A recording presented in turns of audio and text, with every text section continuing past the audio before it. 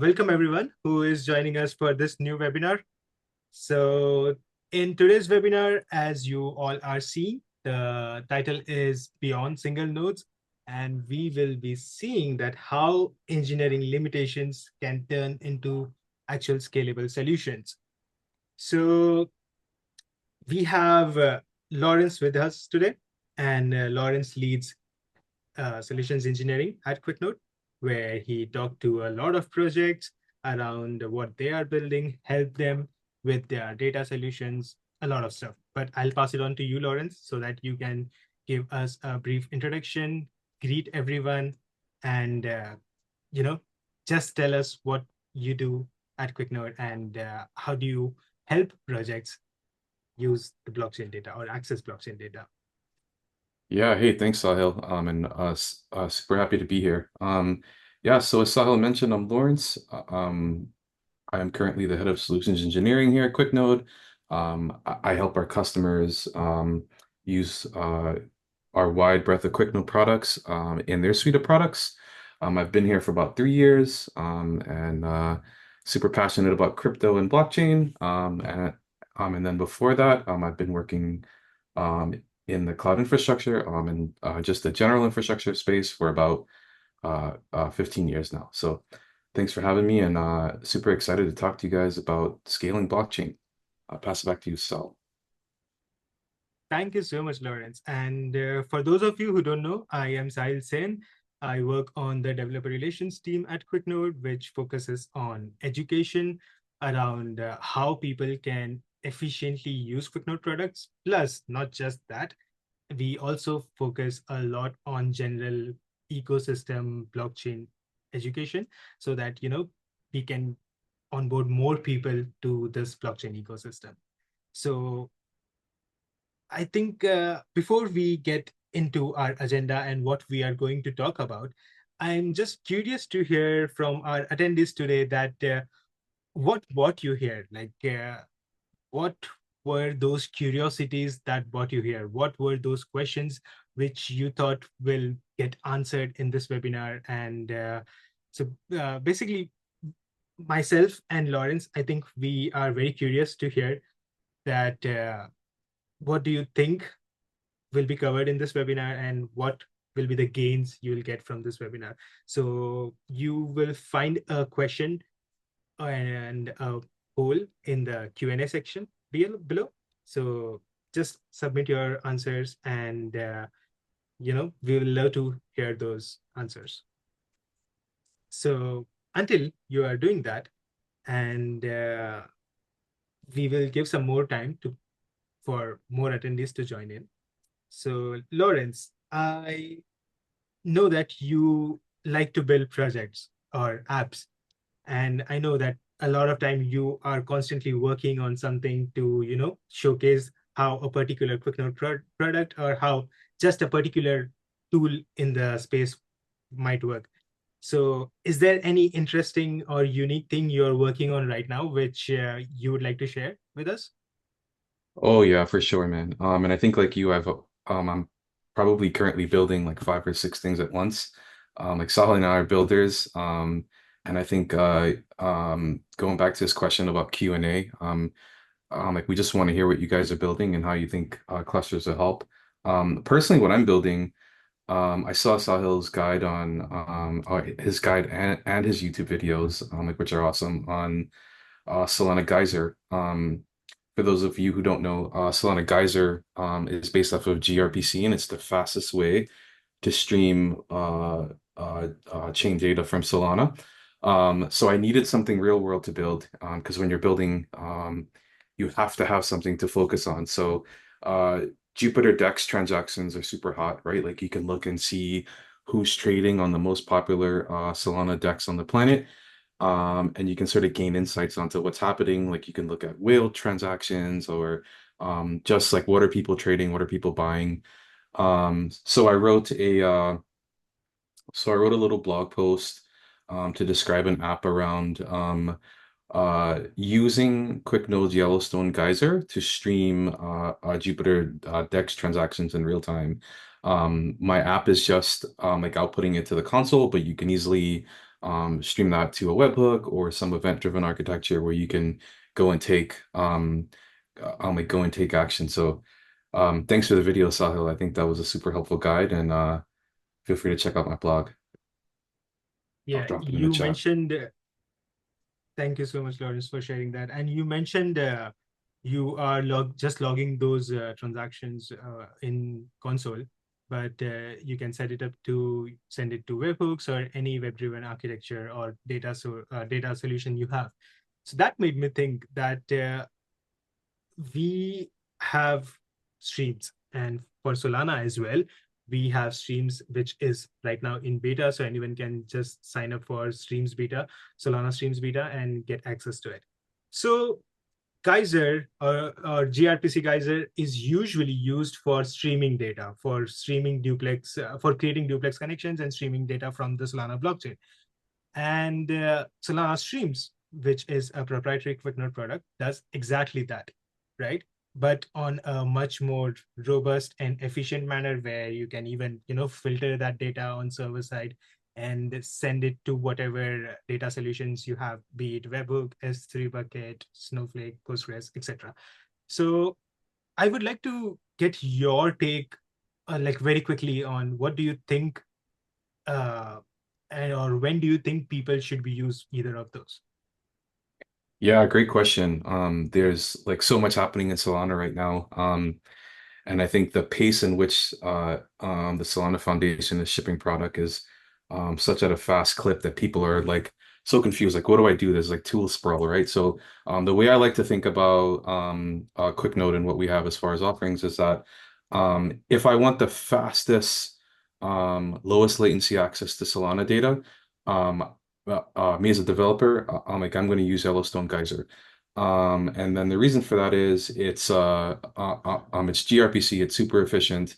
It allows me to get close to real-time access to Solana data. And it's so real-time that like, say I'm doing things with like I'm like sending a lot of transactions and I want to know did those transactions land or not?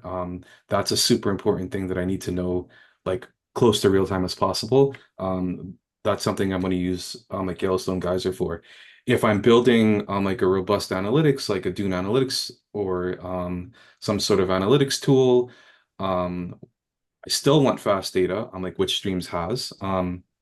Streams is also good because it has smarts to detect like a reorg, and because streams and functions and key value store work very well together, and they're in the same data center, I can hook streams up to functions and pump that into my like my data warehouse pipeline. So I have built-in ETL directly next to the blockchain nodes, right? So basically, to summarize, fastest real-time data, I'm using Geyser, and if I want like true enterprise performance, um, that I can hook into my ETL pipeline, Streams is the way to go.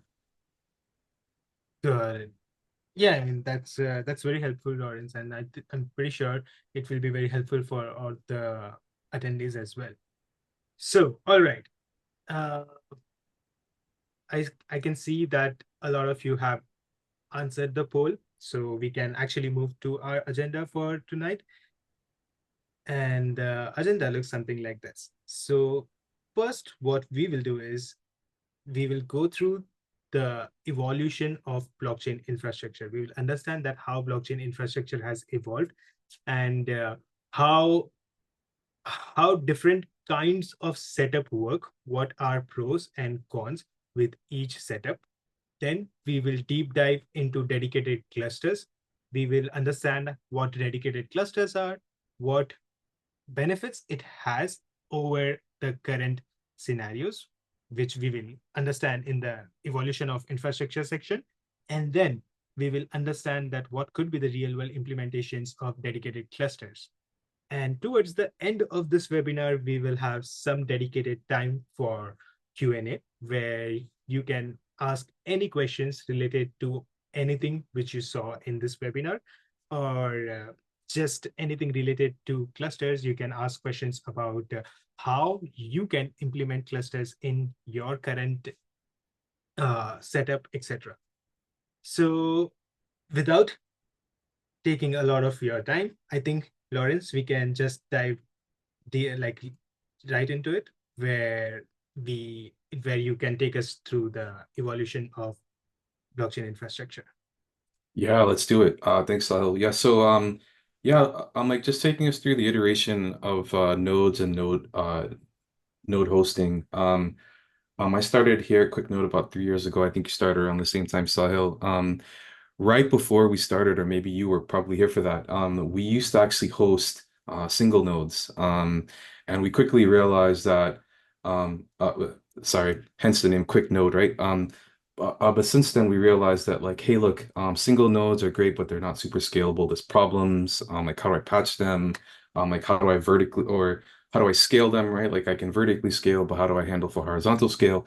So, QuickNode quickly realized that, hey, look, like we need to go beyond sort of single nodes, and build this massive platform that we built. So, that I'm going to take you through as like what's known as managed, right? So, starting off as a developer, like once you start off, you found your idea in Web3, you found the thing that you want to build, and you're super passionate about it, but the public endpoint just isn't doing it for you, right? So you start off by spinning up your own self-hosted node. There's performance and scalability issues with that, right? So you're limited based on the hardware. Maybe your cloud provider doesn't have the capacity. Like maybe you want to use a specialized chip, like the latest AMD chip, and they only have one of those, and you need 10 of those. Like maybe there's not enough RAM and storage because you want to run archive nodes, and yeah, so all sorts of issues that you can have with like performance and scalability. It's not all bad though, right? You are in control of customization, but that does come at a cost. So, um, moving on to reliability. So with self-hosted, like you are really dependent on your local infrastructure, right? So you need to build monitoring, you need to build maintenance procedures. If you only have one node, how can you patch one node without causing downtime? You can't, right? Like you need to now have two nodes.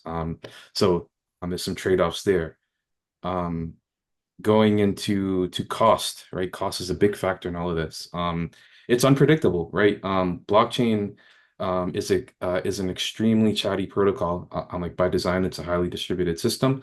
If you can think about type of network pattern, all the nodes are talking to each other at all the like points in time. So um, if you've looked at cloud costs, like a number one driver of cloud costs for blockchain nodes and blockchain hosting is data transfer. Like data egress is very, very expensive. And I mentioned tools, right? So there's the cost of like monitoring tools and all this stuff.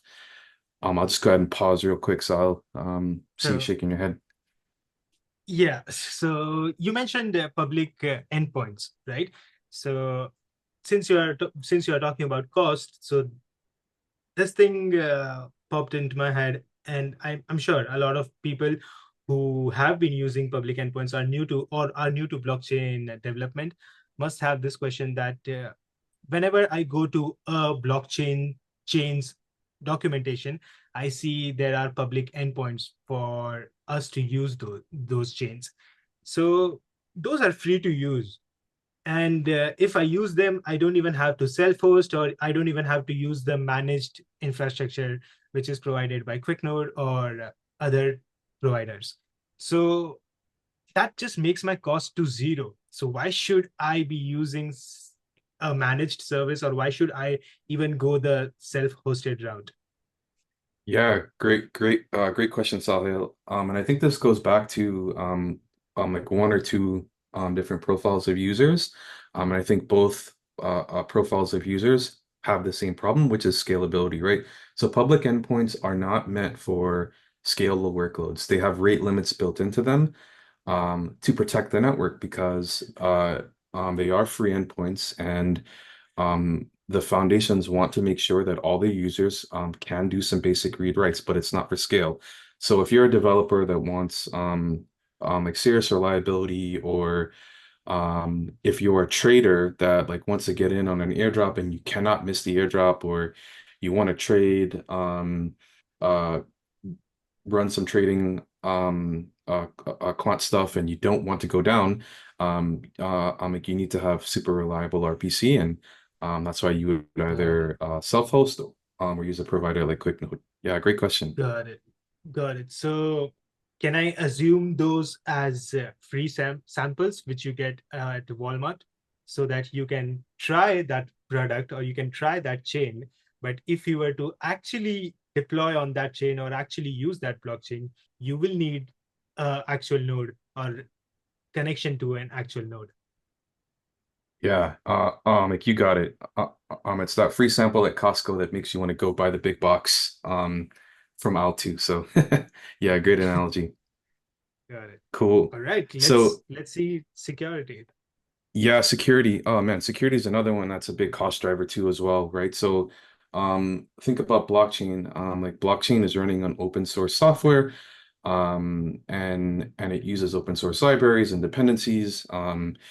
You need tools to manage this, right? Tools to make sure that you're not vulnerable to some sort of a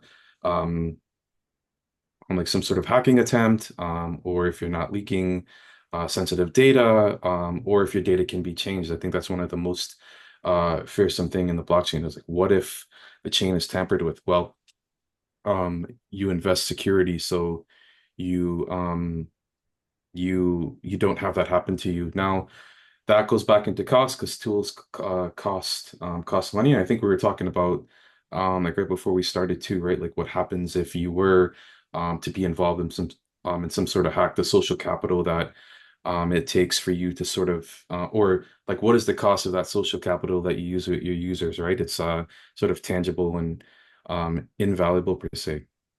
Um, yeah, and then lastly, maintenance. I think this goes up, it goes back to cost too. There is a cost associated with just the operation of nodes, the monitoring and the troubleshooting, and like all these things mentioned in self-hosted, right? Like if you think about it, you're why did you start this whole journey, right? You started this whole journey because you wanted to work with the blockchain and you wanted to um, uh, uh, build the dApp or build the application that uses blockchain, or you wanted to trade on the blockchain and trade crypto, not necessarily go into this business of managing nodes, and um, you find yourself down that line. So what QuickNode has built is sort of this managed solution, like which is the next step in the evolution of blockchain. Um, like the summary of that is, look, it solves for all the problems that you have on the left. When you self-host, it's super high performance, has built-in scalability. There is nothing you need to do to like do an upgrade or downgrade. It's just clicks of buttons. Like we handle all that for you. It's highly reliable. So one of the things we did at QuickNote here is we built a global platform, and we have capacity that's distributed across the globe. And it is super high SLA. You can have predictable fees. There's less unknown with QuickNode. I'll make if you start off on our managed plan or our self-service plan. It's pay as you go. Our fees are super transparent. We have professional grade security, right? So like we have a security team that focuses on patches and updates. Like we do regular penetration tests. Um, Big one. Like we are we are SOC 1, SOC 2, and we're working on our ISO 27001. Like you can find more info on quicknote.com/security. Um, so like we're one of the few platforms that have all of those certs. And then maintenance.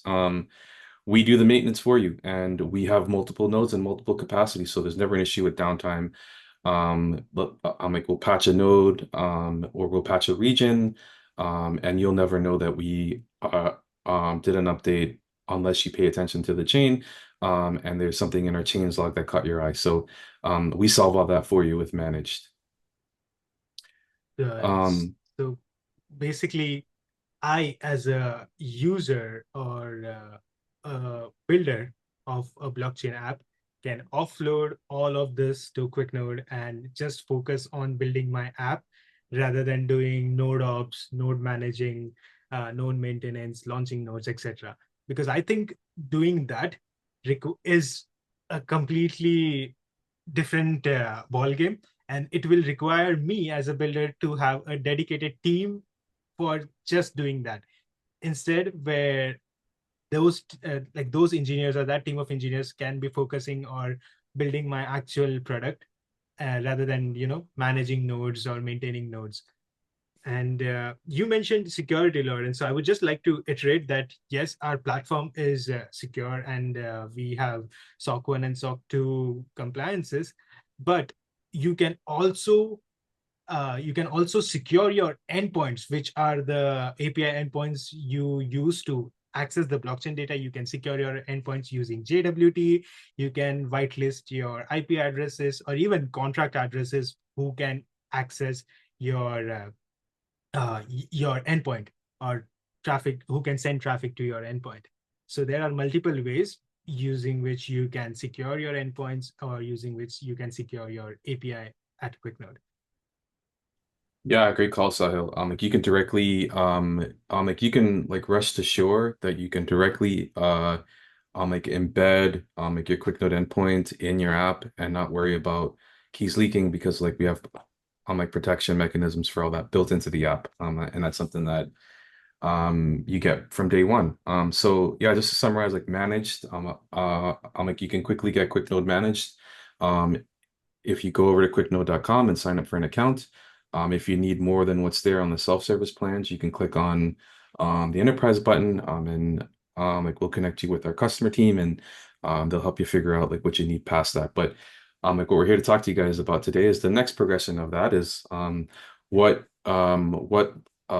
we have to like to offer that's beyond managed. And that's dedicated. So just to summarize, like dedicated is all the things you get with managed, right? So you get the QuickNote platform, the high performance, the reliability, the predictability, the security, all the features in the application, but you get your own copy of it. So it's QuickNote just for you.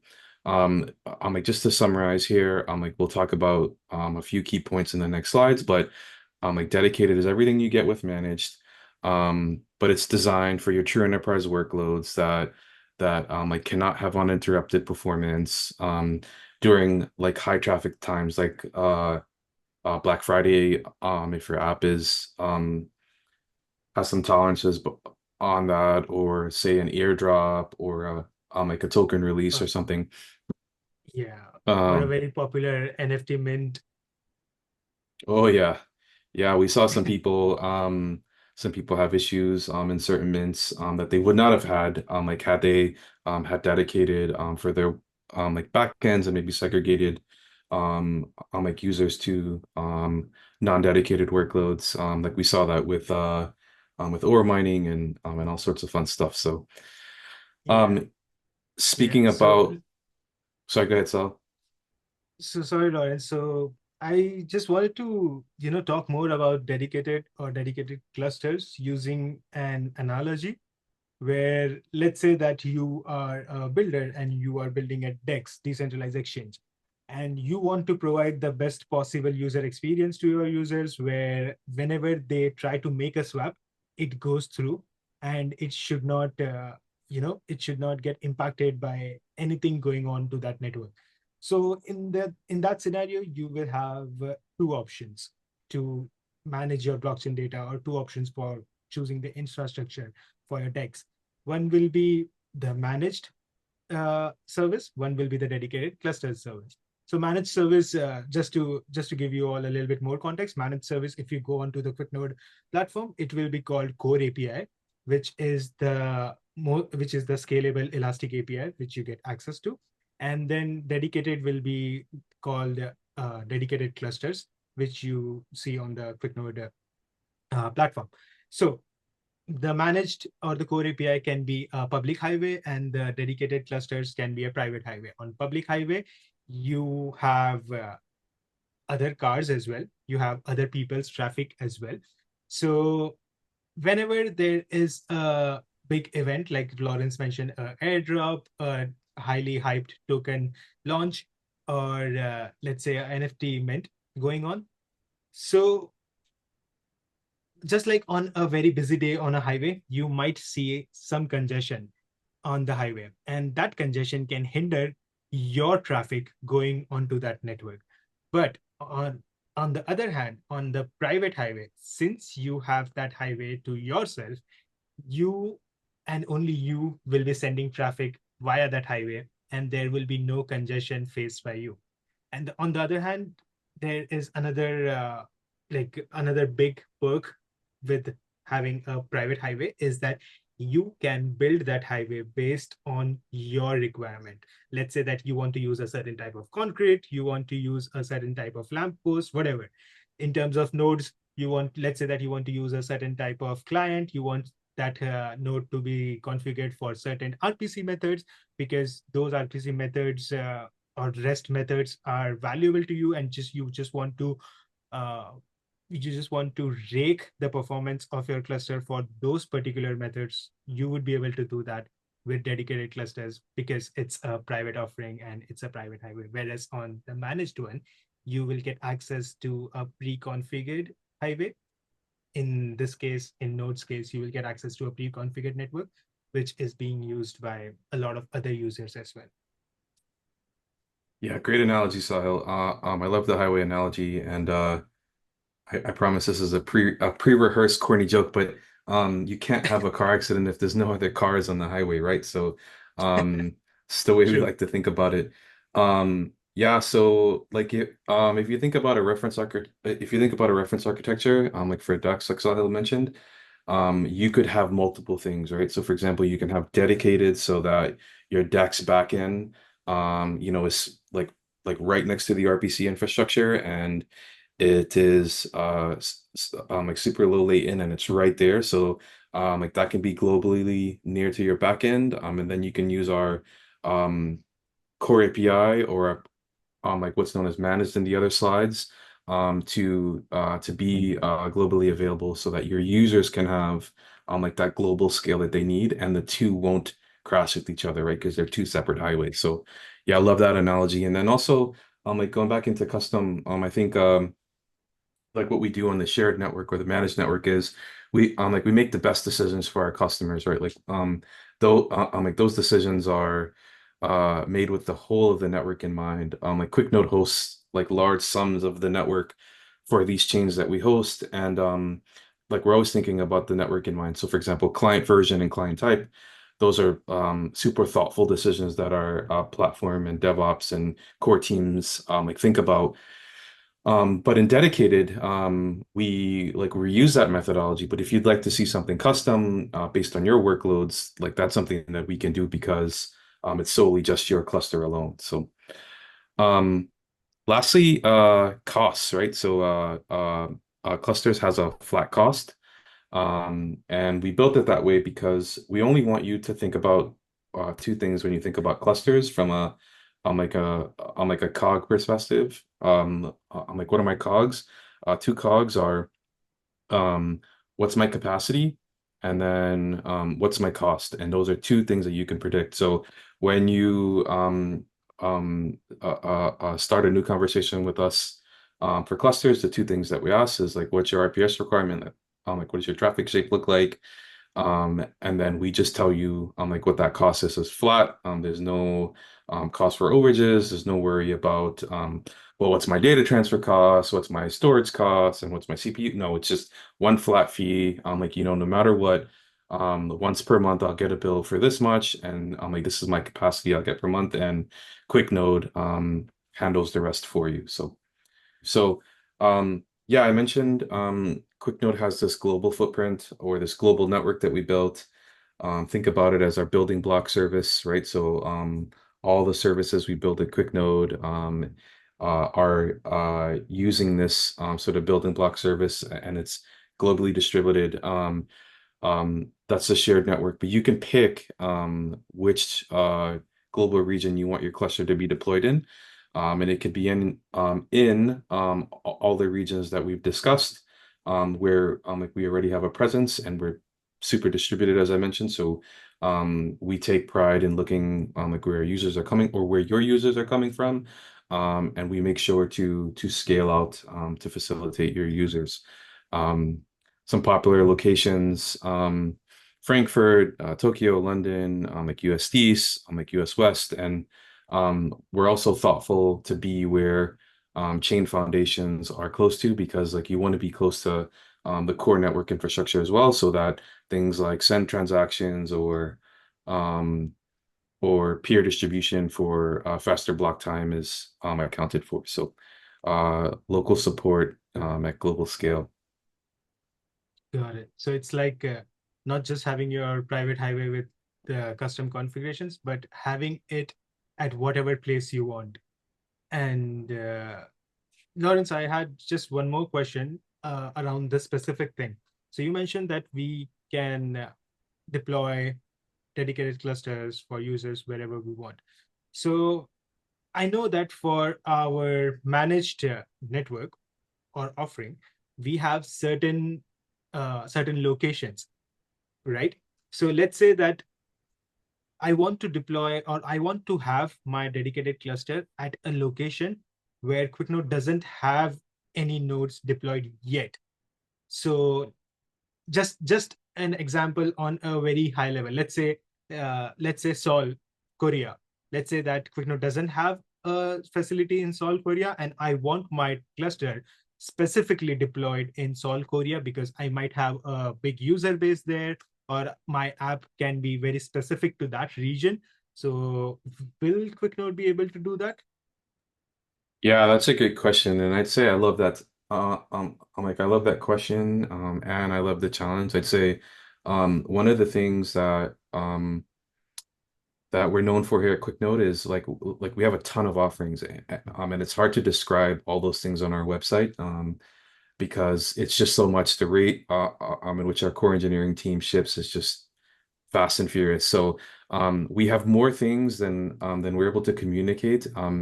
And we love when customers come to us and make an ask. Um, I personally do a lot of custom requests.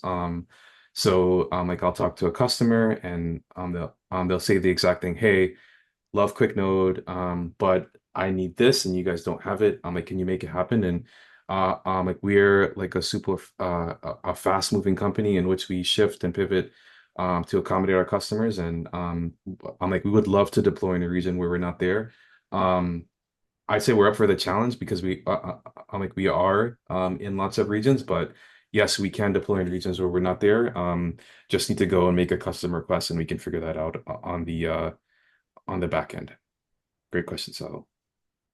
Yeah, because you never know. I mean, blockchain is such a new space and it's completely decentralized. So you never know where a new app or where a very popular app can come out of. You got it.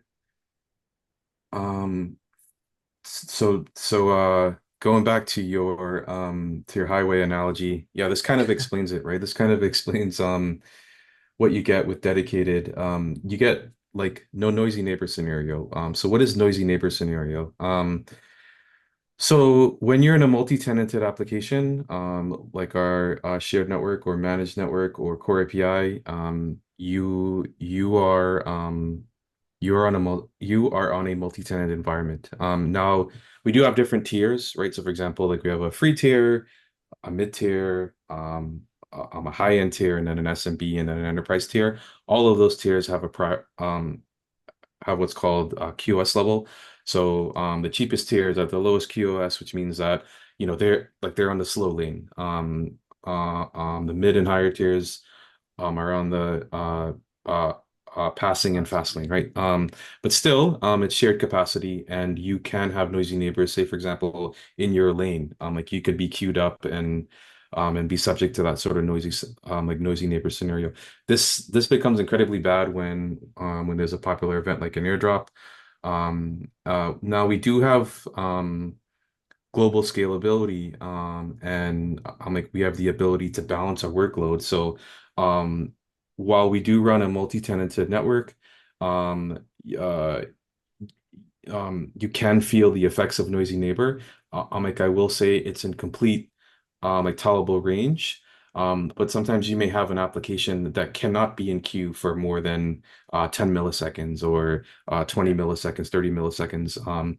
And for that, like you'd want to jump over to a single tenant architecture where you are the only user. There is no queue in front of you. There's no traffic jam. There is no slowdown, and it's like sub millisecond um, transaction turnaround based on your request. So I'm like those are the two examples there.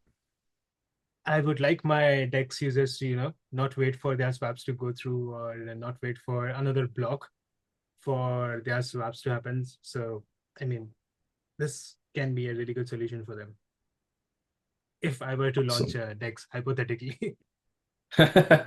Yeah, totally get it. Um, yeah, and then lastly, I think one of the things I wanted to talk about is like true enterprise grade controls. So when I think about dedicated clusters, I think about enterprise, and that's the way we design the product. So starting off, right, there's total operational privacy, meaning that there is no shared infrastructure, right? So there's no worry about multiple users like hitting my nodes. The risk layer is like very small because it's just you that uses the cluster. It's private, it's for your workloads only. We build all of our clusters with multi-AZ support. So say, for example, you pick US East, like we're in two AZs, and that's so if there's some sort of localized event, like a localized fire or a localized flood, in the data center or some sort of act of God, we have multiple AZs, so your workload will still not go down. And again, like it's enterprise grade control, but it's also flat and predictable pricing, right? So cost to like you get a cost per capacity, and you can use that in your modeling to model back to your finance team. Going back to the example or analogy, so let's say that if I were to have a very popular, very like hyped token getting listed on my DEX, so in that case, if I get a sudden spike in the users and which will eventually, not eventually, but directly increase my traffic to the node.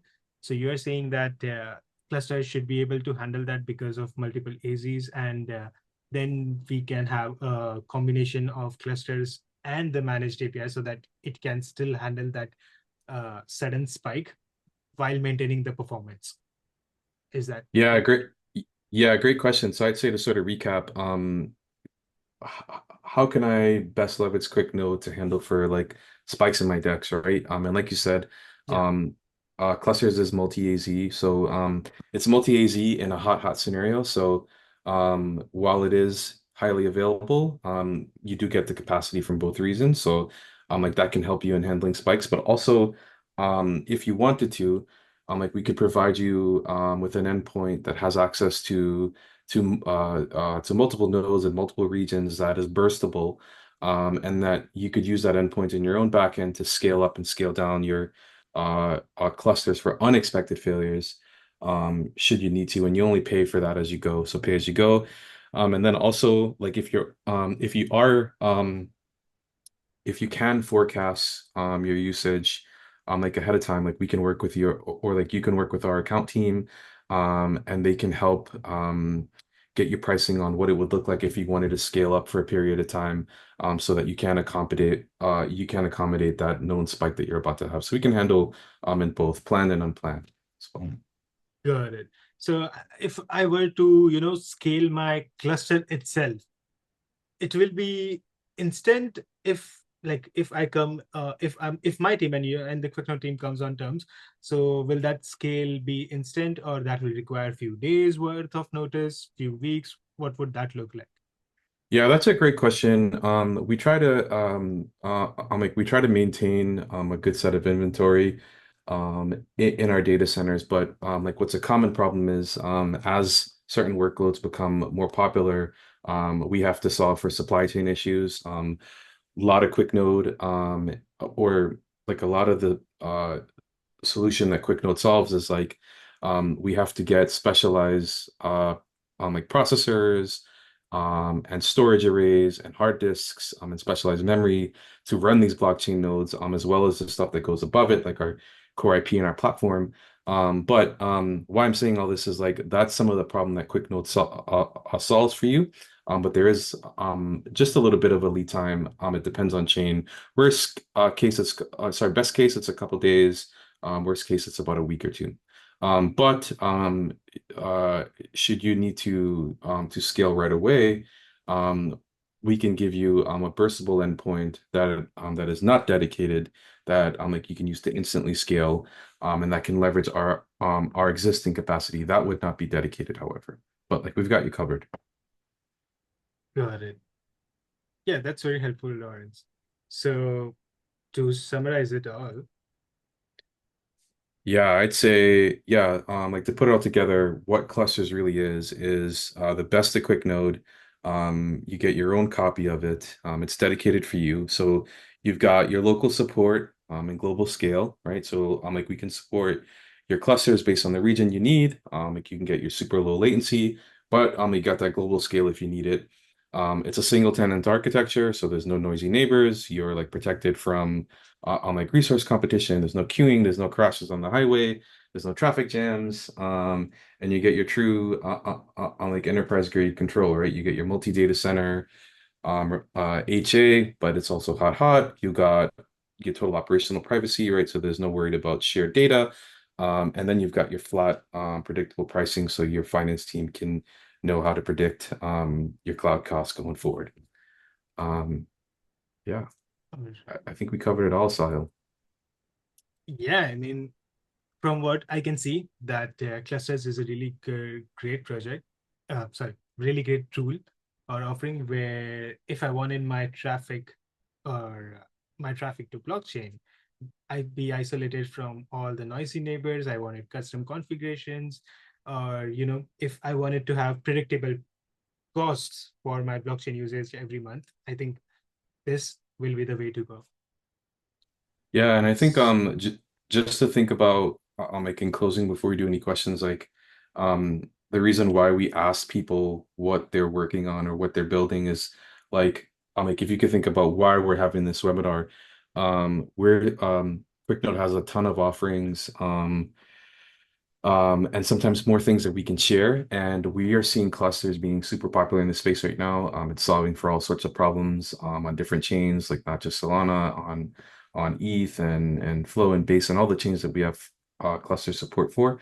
And we just wanted to make sure we got the word out there and can help our customers future and existing in just teaching them like what we have to offer here at QuickNote. So I'm glad we got to do Yeah. this. Yeah. So talking about helping our customers, we also want to help our viewers who are viewing this webinar and have stayed with us until now. So if you have any questions around everything, whatever we covered in this webinar today, whatever Lawrence covered in this webinar today, feel free to drop them in the Q&A section below, and we will be more than happy to take those questions.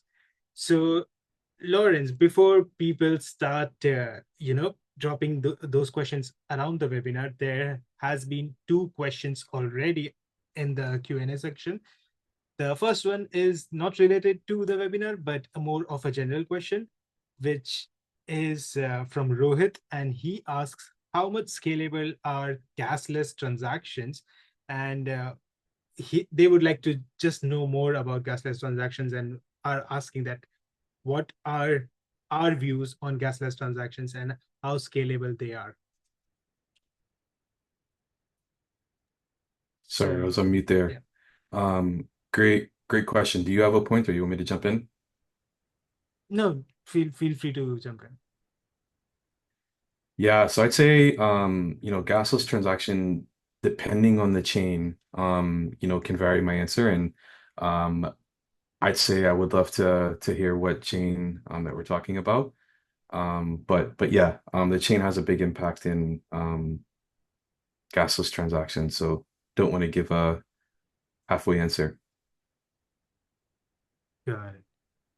And then there's another question from Vishal where they ask that are there any plans to offer streams for other chains?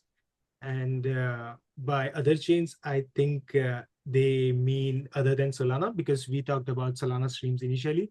So yes, we do offer streams for all the EVM chains which we support, plus other L1s like Solana, Bitcoin, Doge.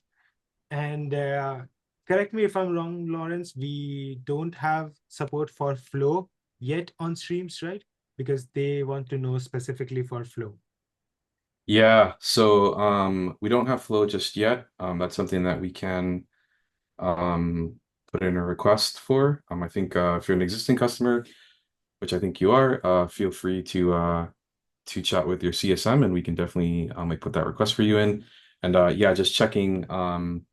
We add support for new chains on streams constantly. So there's a docs page. It's just quicknode.com/docs/streams. And you can see our chain support there and we add new chains every day. So we can help with that for sure. Yes. And talking about asking for feature requests, Vishal, you can also go to go.quicknote.com/webinar/contact us, where you will be taken to a form where you can fill in the details like what you will like to see more from QuickNote or what custom solutions you'd like to see more from QuickNote, and you will be contacted by a specialist person from our end. For sure. All right. So yeah, there's another question from David. And David asks, for someone who is just starting to work with Solana blockchain, there are so many tools available even on QuickNode alone that it's very confusing to navigate and juggle between all of this information. More opinionated tutorials would be great. Okay, so this is around nurturing, or this is around showing them which tools they can use. So, David, it basically comes down to what your use case is. So, if you go to quicknote.com/guides and go to the Solana section, you will find various sections of tutorials which are based on particular use cases, be it smart contracts, be it program data, be it uh, third-party tooling, be it QuickNote Marketplace. So in each of those sections, you will find various guides which not just uses one solution, but different set of solutions.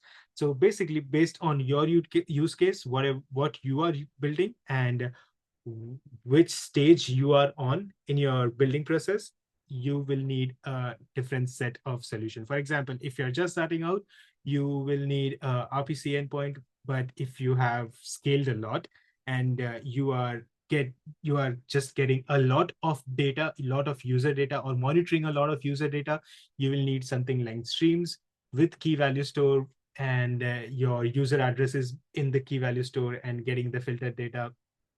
And another thing is that if you have a transaction use case, you will need priority fees APIs. You will need Jito bundles API where you send your transaction with some MEV share so that it goes to those Jito bundle validators.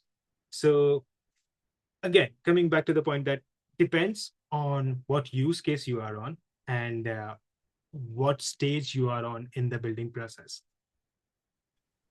Yeah, thanks for that, Sahil. And just to expand on that a little bit too, if you're an existing enterprise customer with QuickNote, please feel free to reach out to your CSM also. We like one of the or part of my team's responsibility is like we lead a professional services organization. So if you need something custom, or if you just need help, or if you need training, help with chain selection, help with technology selection, help with integration, help with anything, we can help you with that. So feel free to reach out to your CSM if you're an existing customer, existing enterprise customer, and if you're not, we can talk to you about that too. Yeah, definitely. And yeah, I mean, Lawrence and his team always are out there helping our customers and users use our products better, or just learn more about our products and how they can implement, how they can be implemented in a better way. So, Lawrence, we are actually on time. So, if anyone doesn't have any more questions, we can conclude here.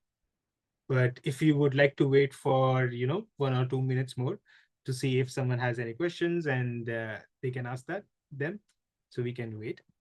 But again, you will be taken to this link, go.quicknode.com/webinar/contact us, or after the webinar, where you can ask all kind of questions. You can send all kind of queries to us, and you will be directed in the right direction.